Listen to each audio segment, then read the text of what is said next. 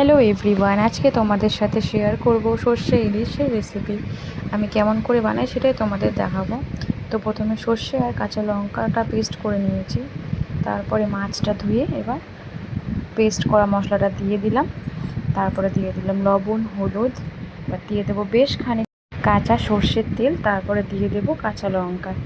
এবার পুরো ম্যারিনেট করে রেখে দেবো। এতটাই আমি করেছিলাম, বাদবাকিটা মা করেছিল। তো দেখো কাঠের জালে রান্না হচ্ছে। কাঠের জালে রান্না তো খুবই ভালো হয়, তোমরা সবাই জানো। তো প্রথমে কড়াইতে তেল দিয়ে দিয়েছিল মা, আর একটু দিল লাস্টে। এবার দিয়ে দেবে কালো জিরে ফোড়ন, তারপরে একে একে মাছগুলো দিয়ে দিচ্ছে। সব মাছ দেখো একে একে দিয়ে দিচ্ছে, কালারটা দেখো জাস্ট অসাধারণ। সব এইভাবে মাছগুলো দিয়ে দিল, মশলাটাও দিয়ে দিয়েছে কিন্তু। এবার একটু নাড়াচাড়া করে নিচ্ছে, আস্তে আস্তে কিন্তু নাড়াচাড়া করতে হবে, যেহেতু মাছটা কাঁচা পড়ছে। একদম আস্তে আস্তে মাকে বলছিলাম যে একটু দেখিয়ে দাও, তো মা দেখিয়ে দিচ্ছিলো। তো লাস্টে কিন্তু ওই বাটি থেকে জল দিয়ে একটু দিয়ে দিল, মানে সামান্য পরিমাণ, বেশি জল লাগবে না।